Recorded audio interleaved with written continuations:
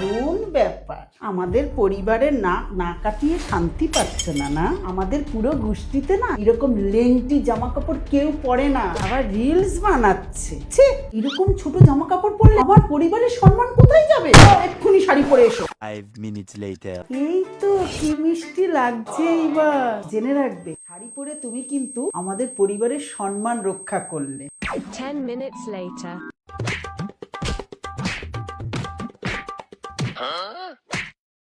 খতম। এ তুমি কি করেছো বৌমা? কেন করেছো? আপনি জানেন ও আপনাদের পরিবারের নাক কাটিয়ে দিচ্ছিল। দেখুন দেখুন দেখুন কিরকম ল্যাংটা প্যান্ট পরেছে দেখুন। তুমি জানো না শাড়ি না পরলে সম্মান চলে যায়। আর এই দেখো দেখো দেখো ক্লিভেজ দেখা যাচ্ছে। এই দেখো ক্লিভেজ দেখো ছেলের, এর একমাত্র বিকল্প। করো করো তাড়াতাড়ি করো।